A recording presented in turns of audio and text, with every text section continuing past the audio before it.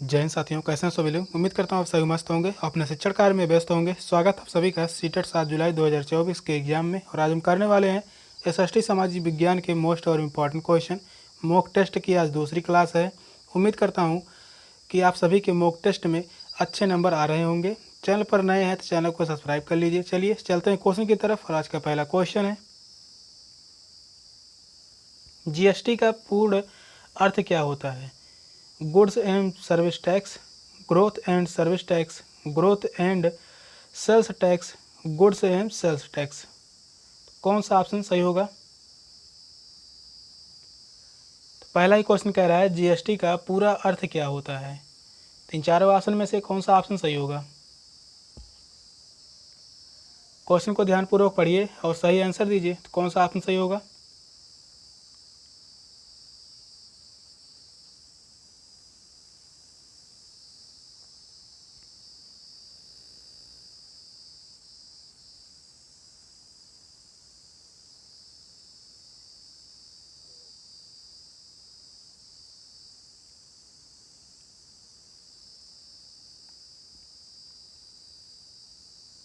तो इस क्वेश्चन का राइट आंसर होगा ऑप्शन ए, गुड्स एवं सर्विस टैक्स। जीएसटी का जो पूर्ण रूप है वह है गुड्स एवं सर्विस टैक्स। भारत में जीएसटी 1 जुलाई 2017 में लागू हुआ था। कब लागू हुआ था। 1 जुलाई 2017।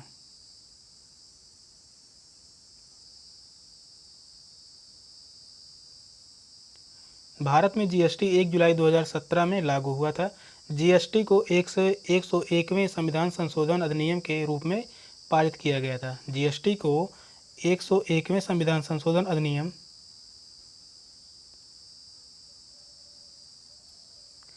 101वें संविधान संशोधन अधिनियम द्वारा पारित किया गया था जीएसटी को। तो इस क्वेश्चन का राइट आंसर होगा ऑप्शन ए। नेक्स्ट क्वेश्चन है, आर्किटेक्चर की जड़ने की तकनीक पेट्रा यूरा निम्नलिखित में से किस स्मारक में पाई जाती है। इंडिया गेट में, ताजमहल में, गेटवे ऑफ इंडिया में, चार मीनार में। कौन सा ऑप्शन सही होगा। तीन चार ऑप्शन में से कौन सा ऑप्शन सही होगा।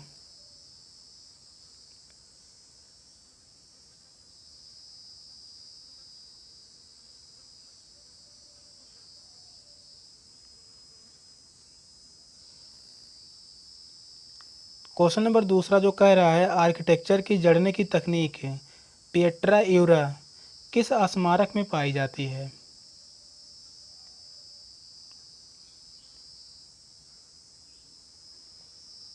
तो वह पाया जाता है ताजमहल में। तो इस क्वेश्चन का राइट आंसर है ऑप्शन बी, ताजमहल। तो इस क्वेश्चन का राइट आंसर है ऑप्शन बी। नेक्स्ट क्वेश्चन है, भारतीय अर्थव्यवस्था का प्राथमिक क्षेत्र क्या है। कृषि, बैंकिंग, सूचना और प्रौद्योगिकी, न्यायतंत्र। कौन सा ऑप्शन सही होगा। यह क्वेश्चन काफ़ी आसान है और इम्पोर्टेंट भी है, पूछा भी गया है।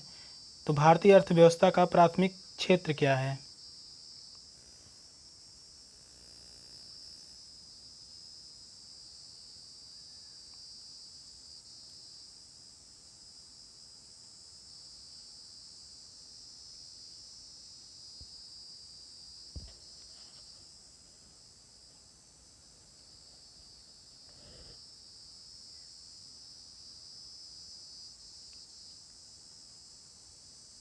तो इस क्वेश्चन का राइट आंसर होगा ऑप्शन ए, कृषि। कृषि जो है भारतीय अर्थव्यवस्था का प्राथमिक क्षेत्र है। तो इस क्वेश्चन का राइट आंसर है ऑप्शन ए। नेक्स्ट क्वेश्चन है, भारत का एक प्रमुख लौह अयस्क क्षेत्र है गुजरात, राजस्थान क्षेत्र, ओडिशा, झारखंड क्षेत्र, उत्तर प्रदेश, बिहार क्षेत्र, तमिलनाडु, छत्तीसगढ़ क्षेत्र। कौन सा ऑप्शन सही होगा इन चारों ऑप्शन में से।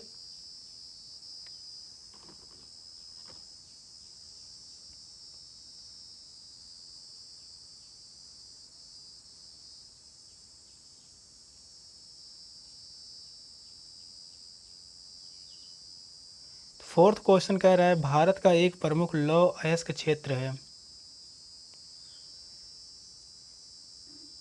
तो वह है ओडिशा और झारखंड। इस क्वेश्चन का राइट आंसर है ऑप्शन बी, ओडिशा और झारखंड। ओडिशा में सुंदरगंज, मयूरगंज, राउरकेला या जो हैं लौह अयस्क के क्षेत्र हैं।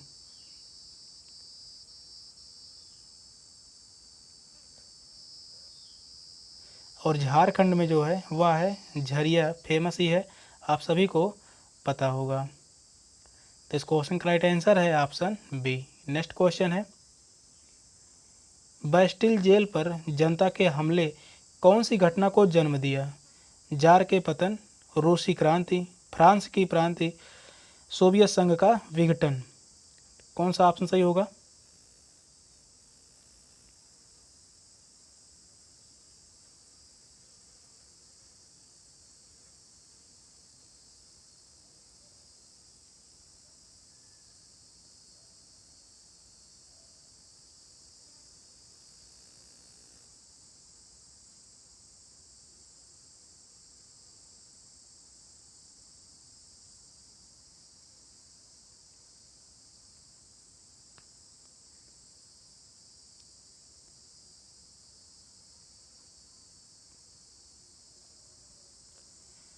बैस्टिल जेल पर जनता के हमले कौन सी घटना को जन्म दिया?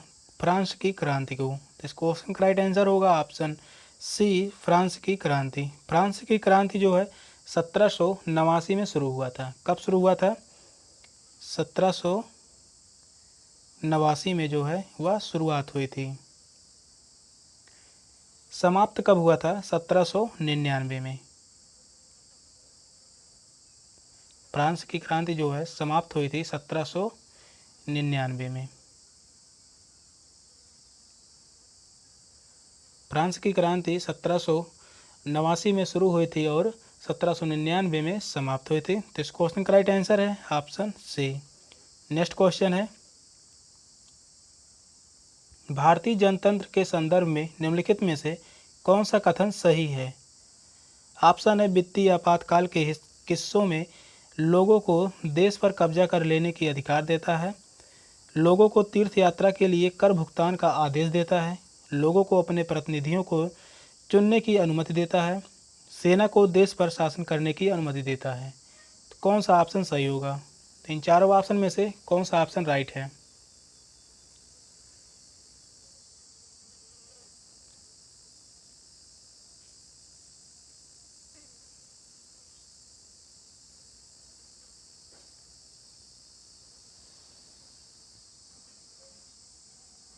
क्वेश्चन जो कह रहा है, भारतीय जनतंत्र के संदर्भ में कौन सा कथन सही है?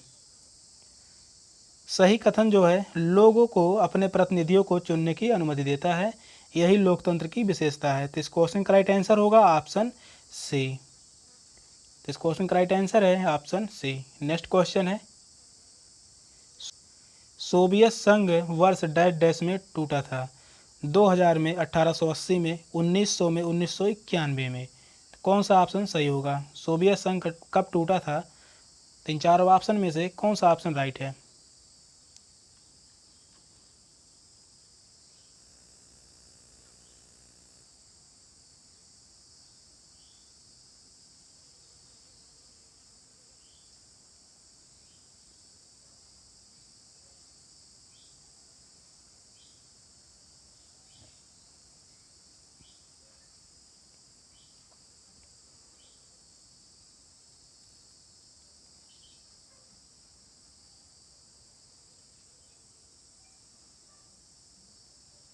सोवियत संघ वर्ष 1991 में टूटा था। तो इस क्वेश्चन का राइट आंसर होगा ऑप्शन डी, 1991 में। सोवियत संघ 1991 में टूटकर 15 देशों में विभाजित हुआ था। कितने देशों में?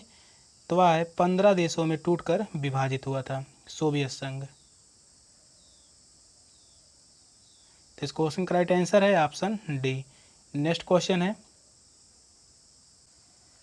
सामाजिक विज्ञान शिक्षण शास्त्र की समसामयिक समझ अध्यापकों को निम्नलिखित सभी को करने को प्रोत्साहित करती है, केवल इसको छोड़कर: यथास्थित बनाए रखने को, स्रोतों की मदद से अनुमान लगाने व सत्यापन करने के अवसर उत्पन्न कराना, शिक्षार्थियों में सुव्यवस्थित तर्क करने के कौशल को विकसित करना, इतिहास को एक प्रक्रिया के रूप में प्रस्तुत करना।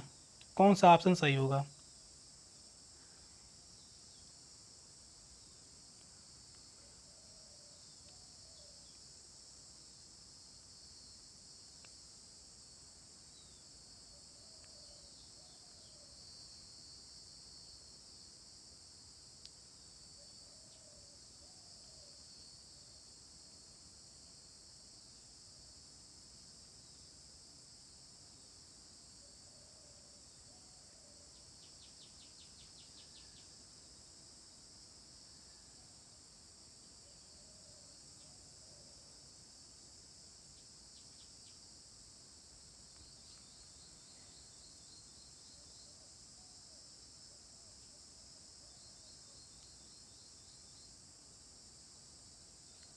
क्वेश्चन जो कह रहा है, सामाजिक विज्ञान शिक्षण शास्त्र की समसामयिक समझ अध्यापक को सभी को करने को प्रोत्साहित करती है, केवल इसको छोड़कर।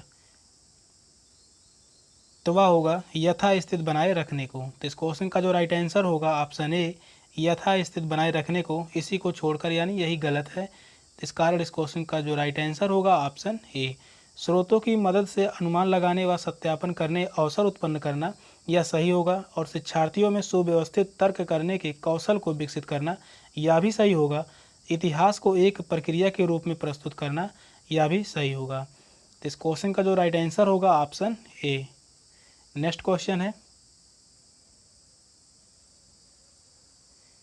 कथन है एक सामाजिक विज्ञान के शिक्षक को उच्च प्राथमिक कक्षाओं में विवादास्पद मुद्दों को पढ़ाने से बचना चाहिए। कथन बी है, विवाद उत्पन्न होते हैं क्योंकि इतिहास में स्रोत अपने आप बोलते नहीं। ऑप्शन है ए सही है किंतु बी गलत है। सेकंड ऑप्शन है ए गलत है किंतु बी सही है। थर्ड ऑप्शन है ए बी दोनों सही है तथा बी ए का सही व्याख्यान है। फोर्थ ऑप्शन है ए बी दोनों सही है किंतु दोनों कथनों में कोई संबंध नहीं है। कौन सा ऑप्शन सही होगा? तो इस क्वेश्चन का राइट आंसर क्या होगा?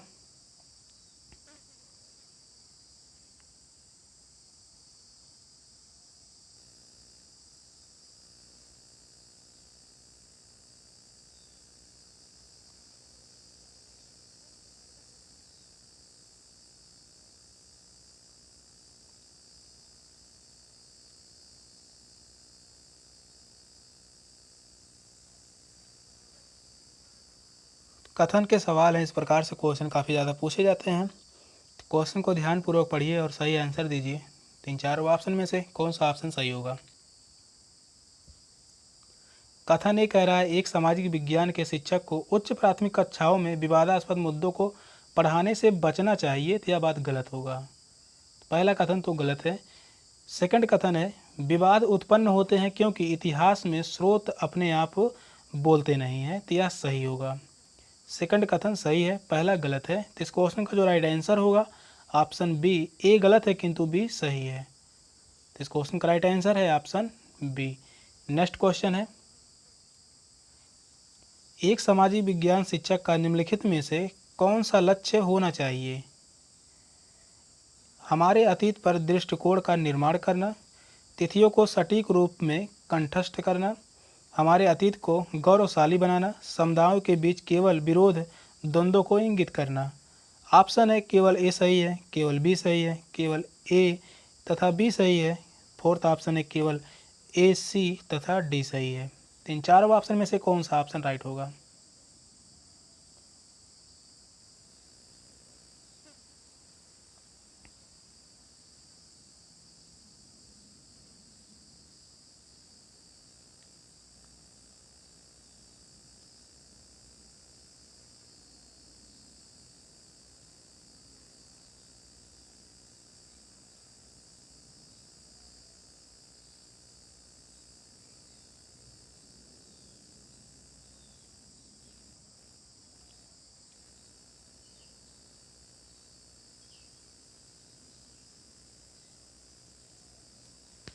हमारे अतीत पर दृष्टिकोण का निर्माण करना, यह सही होगा।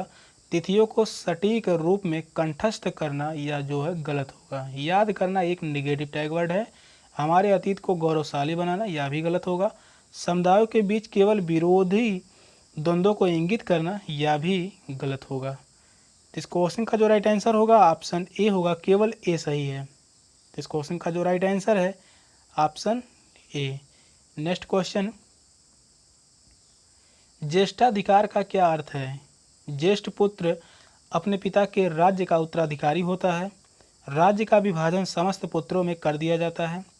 समूहों के संसाधनों पर मुखिया का अधिकार होता है। समूह के संसाधनों पर समूह के सदस्यों का अधिकार होता है। कौन सा ऑप्शन सही होगा? तो 11 क्वेश्चन का राइट आंसर क्या होगा?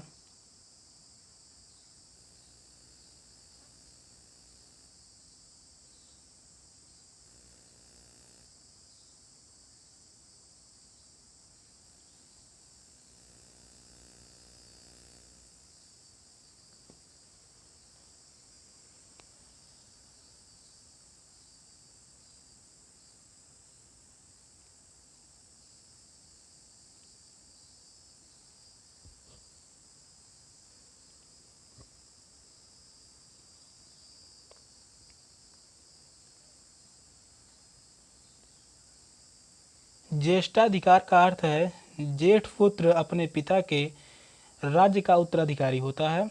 इस क्वेश्चन का राइट आंसर होगा ऑप्शन ए, ज्येष्ठ पुत्र अपने पिता के राज्य का उत्तराधिकारी होता है। तो इस क्वेश्चन का राइट आंसर है ऑप्शन ए। नेक्स्ट क्वेश्चन है, ईस्ट इंडिया कंपनी द्वारा कब्जे में लिए गए प्रांतों का निम्नलिखित में से कौन सा क्रम सही है?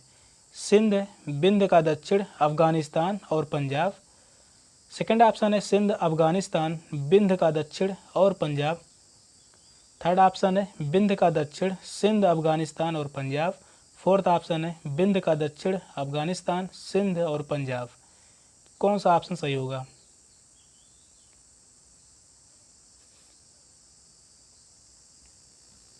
तीन चारों ऑप्शन में से कौन सा ऑप्शन राइट है?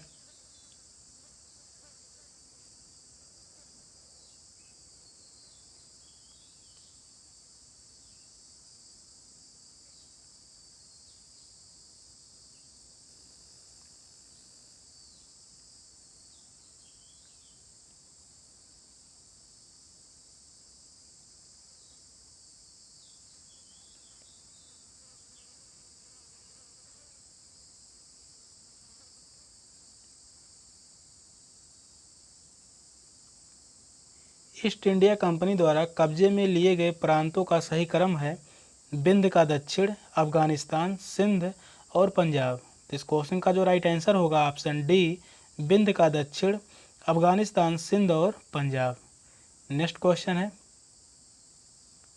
उपयुक्त विकल्प का चयन करते हुए निम्नलिखित का सुमेल कीजिए।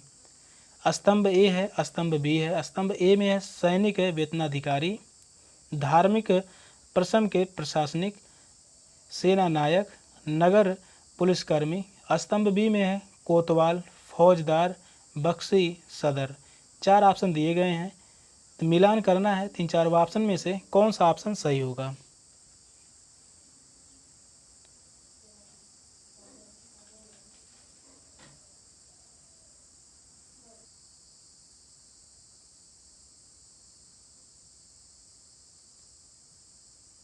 चलिए मिलान करते हैं। सैनिक वेतनाधिकार जो है वह होता है बख्शी।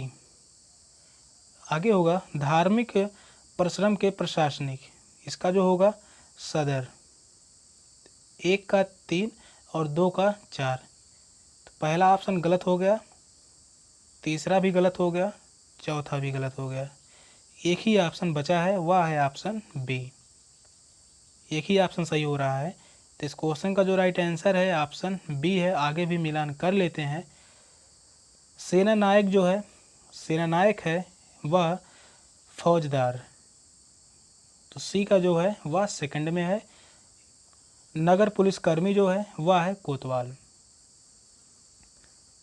तो डी का पहले में मिलान हुआ है, यही सही मिलान है। तो इस क्वेश्चन का जो राइट आंसर है ऑप्शन बी। नेक्स्ट क्वेश्चन है, निम्नलिखित दो कथनों को पढ़ें और उपयुक्त विकल्प का चयन कीजिए। कथन ए है पितरादुरा उत्कीर्णित संगमरमर अथवा बलुआ पत्थर पर रंगीन पत्थरों को दबाकर बनाए गए। सेकंड कथन है शाहजहां ने इनका प्रयोग लाल किले में राजकीय न्याय और शाही दरबार के अंत संबंधी पर बल देने के लिए किया था। ऑप्शन है ए सही है, बी गलत है। सेकंड ऑप्शन है ए और बी दोनों गलत हैं। थर्ड ऑप्शन है ए गलत है, बी सही है। फोर्थ ऑप्शन है ए बी दोनों सही हैं। कौन सा ऑप्शन सही होगा?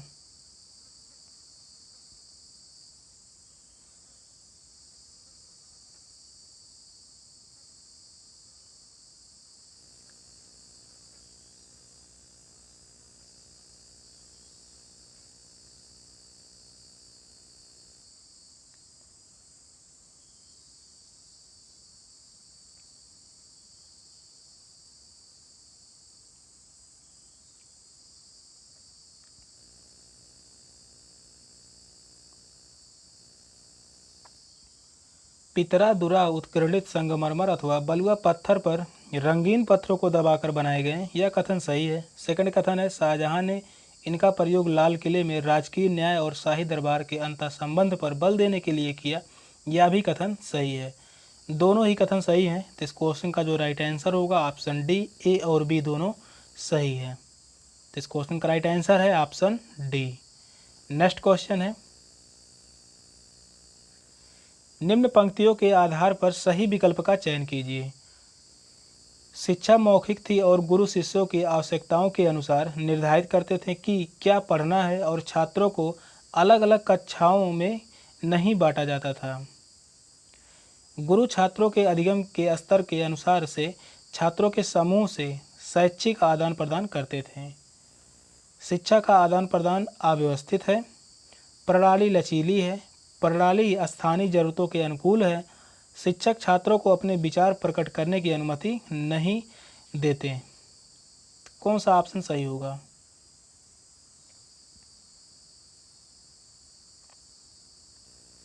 तो यह पंक्ति जो दी गई है उसको ध्यानपूर्वक पढ़िए और सही आंसर दीजिए, तो कौन सा ऑप्शन सही होगा?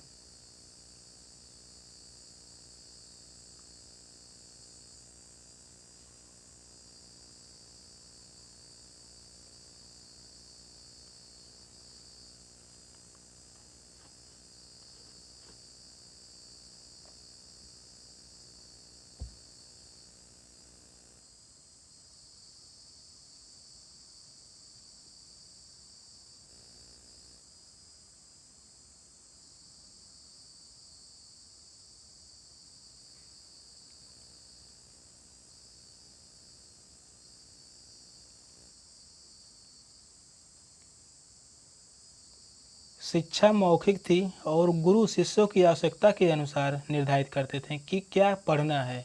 छात्रों को अलग अलग कक्षाओं में नहीं बांटा जाता था। गुरु छात्रों के अधिगम के स्तर के अनुसार छात्रों के समूह से शैक्षणिक आदान प्रदान करते थे। तो वह है प्रणाली जो है या लचीली है। इस क्वेश्चन का जो राइट आंसर होगा ऑप्शन बी, प्रणाली लचीली है, ना ही सरल है और ना ही कठोर है। इस क्वेश्चन का राइट आंसर है ऑप्शन बी। नेक्स्ट क्वेश्चन है,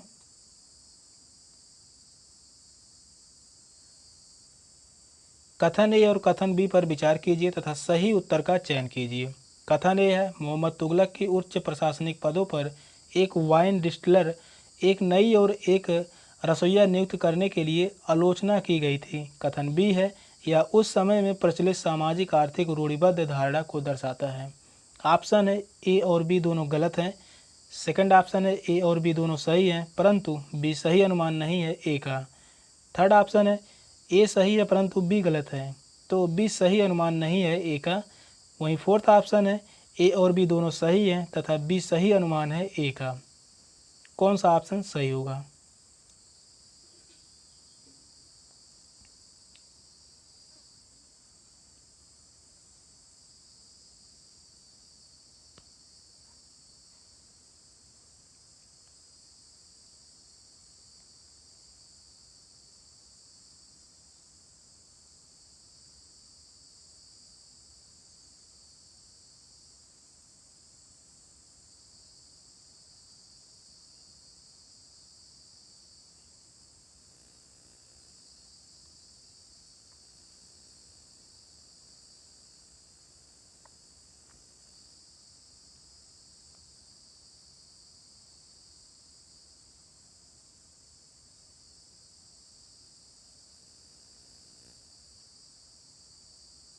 मोहम्मद तुगलक के उच्च प्रशासनिक पदों पर एक वाइन डिस्टिलर, एक नई और एक रसोइया नियुक्त करने के लिए आलोचना की गई थी।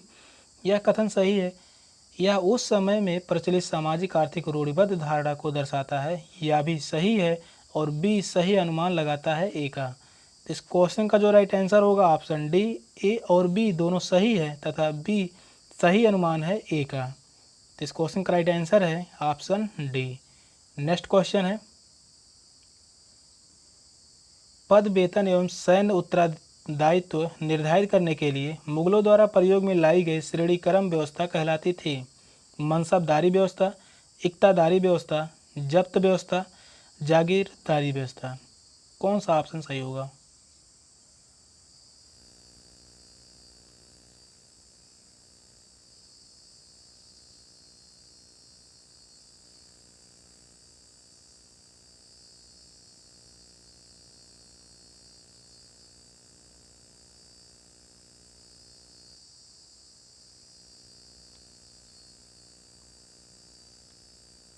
क्वेश्चन नंबर का 17 कह रहा है, पद वेतन एवं सैन्य उत्तरदायित्व निर्धारित करने के लिए मुगलों द्वारा प्रयोग में लाई गई श्रेणी क्रम व्यवस्था कहलाती थी।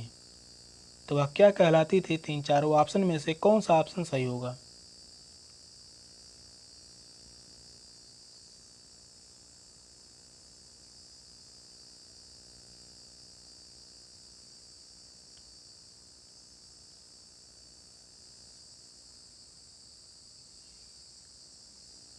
तो वह कहलाती थी मनसबदारी व्यवस्था। तो इस क्वेश्चन का जो राइट आंसर है ऑप्शन ए, मनसबदारी व्यवस्था कहलाती थी। तो इस क्वेश्चन का राइट आंसर है ऑप्शन ए। नेक्स्ट क्वेश्चन है, निम्नलिखित वक्तव्य ए और बी पर विचार कर सही विकल्प का चयन कीजिए। वक्तव्य ये है, ब्रिटिश शासनकाल के दौरान भारतीय गांवों की ज़्यादातर भट्टियां अनुपयोगी हो गई थीं। वक्तव्य भी है, इसका एक कारण औपनिवेशिक सरकार द्वारा वनों पर नया नियम लागू करना था। ऑप्शन है ए सही है पर बी गलत है। सेकंड ऑप्शन है ए और बी सही है। थर्ड ऑप्शन है ए बी दोनों सही हैं पर बी सही व्याख्या नहीं है ए की। फोर्थ ऑप्शन है ए बी दोनों सही हैं, बी सही व्याख्या है ए की। कौन सा ऑप्शन सही होगा?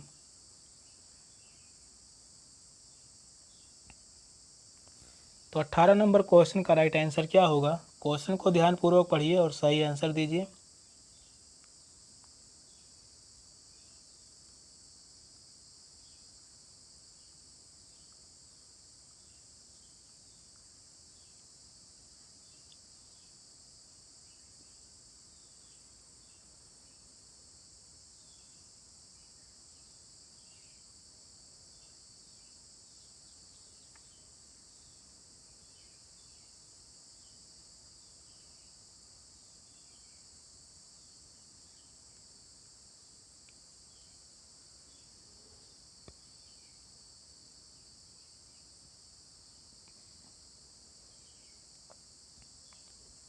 ब्रिटिश शासनकाल के दौरान भारतीय गांवों की ज़्यादातर भट्टियां अनुपयोगी हो गई थीं, यह सही है। यह वक्तव्य जो है सही है। इसका एक कारण औपनिवेशिक सरकार द्वारा वनों पर नया नियम लागू करना था, यह भी वक्तव्य सही है। दोनों वक्तव्य सही है और बी जो है वह सही व्याख्या भी कर रहा है ए का। तो इस क्वेश्चन का जो राइट आंसर होगा ऑप्शन डी, ए और बी दोनों सही हैं और बी सही व्याख्या है ए की। तो इस क्वेश्चन का राइट आंसर है ऑप्शन डी। नेक्स्ट क्वेश्चन है, महात्मा गांधी ने शिक्षा में शिल्प अधिगम पर जोर दिया क्योंकि यह बच्चों की पूरी तरह से स्वतंत्र बनाएगा, यह बच्चों को काबिल बनाएगा जिसे वे आजीविका कमाने में माता पिता की मदद कर सकें, यह मस्तिष्क और समझने की क्षमता को विकसित करेगा, यह गरिमा और आत्मसम्मान को वृद्धि की ओर ले जाएगा। नीचे ऑप्शन दिए गए हैं ए और बी और डी, बी और सी और डी सही। कौन सा ऑप्शन सही होगा?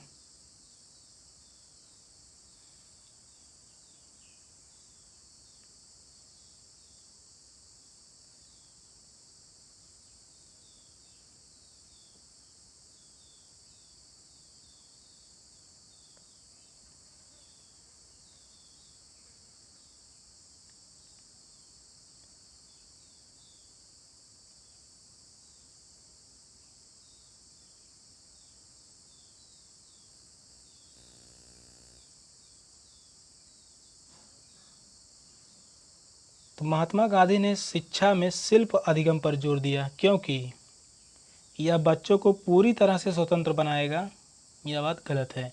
यह बच्चों को काबिल बनाएगा जिसे वे आजीविका कमाने ने, यहाँ पर मिसप्रिंटिंग हुआ है उसके लिए माफ़ी चाहूँगा, कमाने में होगा, आजीविका कमाने में माता पिता की मदद कर सकें, यह भी गलत होगा। यह मस्तिष्क और समझने की क्षमता को विकसित करेगा, यह कथन सही है। यह गरिमा और आत्मसम्मान में वृद्धि की ओर ले जाएगा, यह भी जो कथन है सही है। सी और डी कथन सही है। किस ऑप्शन में है? तो वह है ऑप्शन डी में। तो इस क्वेश्चन का जो राइट आंसर होगा ऑप्शन डी। तो 19 नंबर क्वेश्चन का जो राइट आंसर है ऑप्शन डी। नेक्स्ट क्वेश्चन है, गुलामगिरी नामक की पुस्तक के लेखक कौन है? Jyotiba Rao Phule, B R Ambedkar, E B Ramaswamy, Narayana Guru. कौन सा ऑप्शन सही होगा?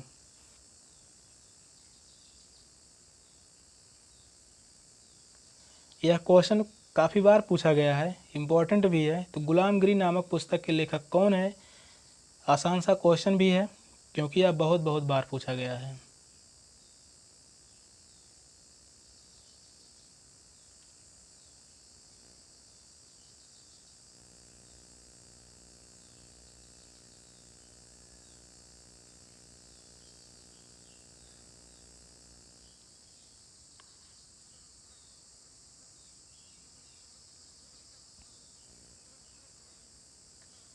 गुलाम गिरी नामक पुस्तक के लेखक जो हैं वह है ज्योतिबा राव फूले। तो इस क्वेश्चन का राइट आंसर है ऑप्शन ए ज्योतिबा राव फूले। यह एक समाज सुधारक थे। क्या थे? समाज सुधारक थे। डॉक्टर बी आर अम्बेडकर या संविधान के प्रारूप समिति के अध्यक्ष थे। पूछा जाता है प्रारूप समिति के अध्यक्ष कौन थे? तो वह थे डॉक्टर बी आर अम्बेडकर। तो इस क्वेश्चन का राइट आंसर है ऑप्शन ए। नेक्स्ट क्वेश्चन है, पेरियार का गैर ब्राह्मण आंदोलन डैश डैश विचारधारा पर आधारित था। सर्वप्रथम व्यक्ति को स्वयं का सम्मान करना चाहिए ताकि दूसरे भी हमें सम्मान दें। स्वयं को धार्मिकता से मुक्त करना क्योंकि सभी असमानताओं को ईश्वर की देन के रूप में प्रोत्साहित किया गया था। सामाजिक असमानताओं के विरोध के तौर पर ग्रंथों अभिलेखों में जो कहा गया है उसके विपरीत करना। एक नए धर्म के उदय को बढ़ावा देना जो समावेशी हो तथा व्यक्तियों के लिए सम्मानजनक हो। कौन सा ऑप्शन सही होगा?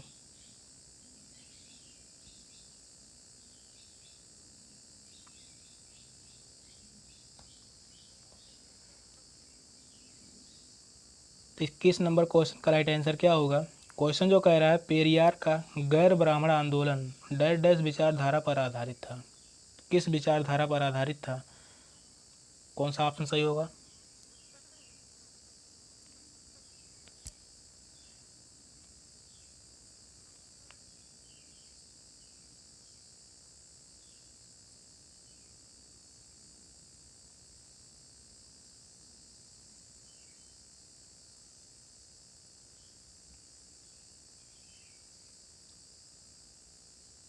तो इस क्वेश्चन का राइट आंसर है ऑप्शन बी स्वयं को धार्मिकता से मुक्त करना क्योंकि सभी असमानताओं को ईश्वर की देन के रूप में प्रोत्साहित किया गया था। तो इस क्वेश्चन का राइट आंसर है ऑप्शन बी। नेक्स्ट क्वेश्चन है, 1906 में सोंगराम सगमा की बगावत हुई क्योंकि सिक्किम के जनजातीय समूहों ने जमीन के मालिकाना अधिकारों पर जोर दिया। मणिपुर के जनजातीय समूह अपने परंपरागत अधिकारों को जारी रखना चाहते थे। असम के जनजातीय समूहों ने औपनिवेश वन कानूनों का विरोध किया। त्रिपुरा के जनजातीय समूहों ने वन क्षेत्र में बसे रहने पर जोर दिया। कौन सा ऑप्शन सही होगा? तो इस क्वेश्चन का राइट आंसर क्या है?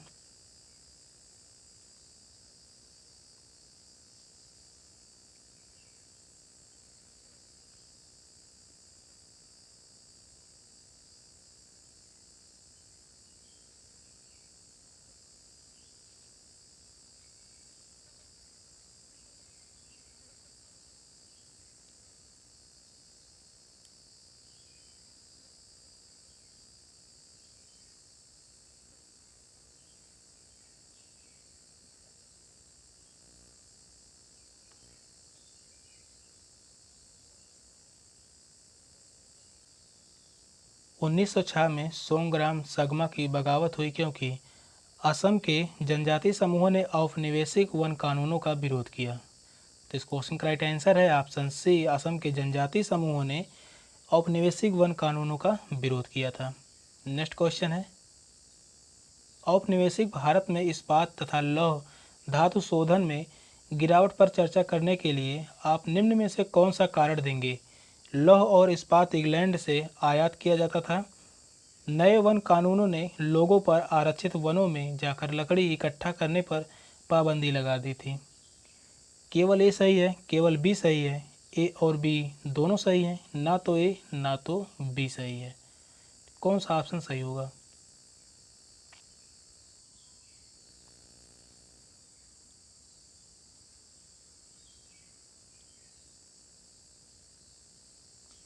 तीन चारों ऑप्शन में से कौन सा ऑप्शन राइट है?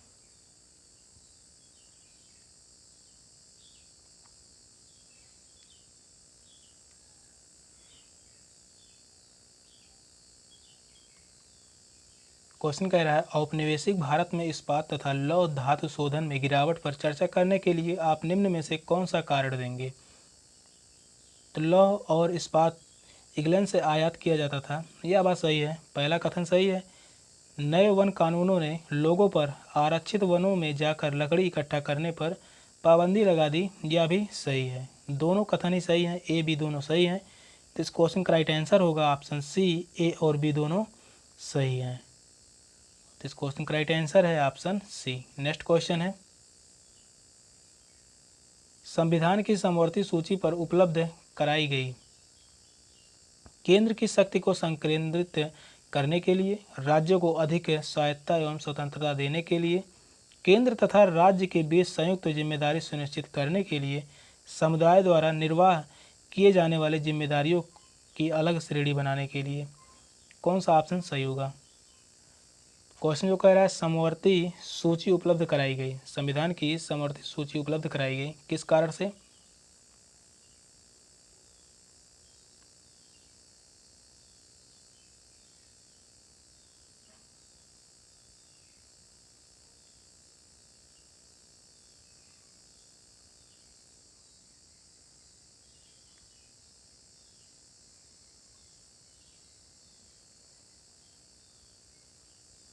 संविधान की समवर्ती सूची उपलब्ध कराई गई केंद्र तथा राज्यों के बीच संयुक्त जिम्मेदारी सुनिश्चित करने के लिए। तो इस क्वेश्चन का जो राइट आंसर है ऑप्शन सी, केंद्र तथा राज्यों के बीच संयुक्त जिम्मेदारी सुनिश्चित करने के लिए करवाई गई थी समवर्ती सूची। तो इस क्वेश्चन का राइट आंसर है ऑप्शन सी। नेक्स्ट क्वेश्चन है, स्तंभ एक में दिए गए महाद्वीप को स्तंभ बी में दी गई उसकी विशेषता के साथ सुमेलित कीजिए। स्तंभ एक है, स्तंभ दो है।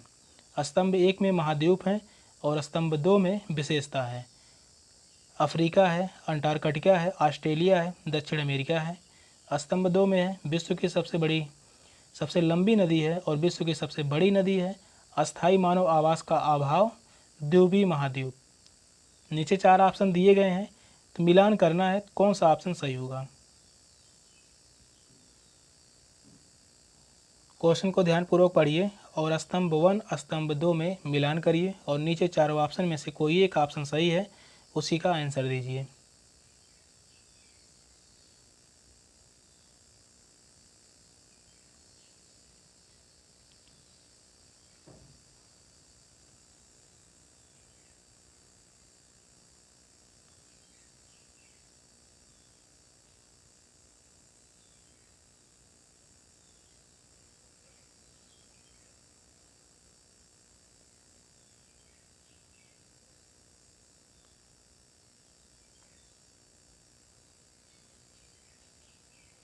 चलिए मिलान करते हैं। अफ्रीका महाद्वीप में क्या है, वह है विश्व की सबसे लंबी नदी है और विश्व की सबसे लंबी नदी जो है वह है नील नदी। नील नदी कहाँ प्रवाहित होती है, तो वह है अफ्रीका महाद्वीप में। तो पहले का पहले में, तो यहाँ बी ऑप्शन और डी ऑप्शन तो गलत हो गया। चलिए आगे भी मिलान करते हैं। अंटार्कटिका महाद्वीप में अस्थायी मानव आवास का अभाव है। यहाँ पर अंटार्कटिका में अस्थायी मानव आवास का अभाव है। यहाँ पर क्या है, अंटार्कटिका में बर्फ ही बर्फ है। तो सेकंड का जो है वह थर्ड में मिलान हुआ है, तो बी का थर्ड में, तो यहाँ पर सी ऑप्शन भी गलत हो गया। चलिए आगे भी मिलान कर लेते हैं। ऑस्ट्रेलिया महाद्वीप में है, यह है द्वीपों समूह है, द्वीपीय जो है यह समूह है। ऑस्ट्रेलिया महाद्वीप यह जो है द्वीपीय समूह है और दक्षिणी अमेरिका में यह है विश्व की सबसे बड़ी नदी है और विश्व की सबसे बड़ी नदी जो है अपोआ के क्षेत्र से वह है अमेजन नदी।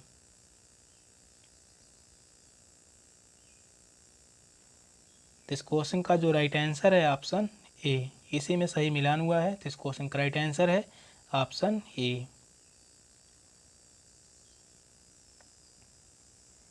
सेशन का लास्ट क्वेश्चन था। तो 25 क्वेश्चन में से आप सभी का कितना क्वेश्चन सही हुआ कमेंट में ज़रूर लिखिएगा। तो चलिए, सेशन का लास्ट क्वेश्चन था। मिलते हैं फिर अगली क्लास में। चैनल पर नए हैं तो चैनल को सब्सक्राइब कर लीजिए। तब तक के लिए बाय बाय, टेक केयर, जय हिंद।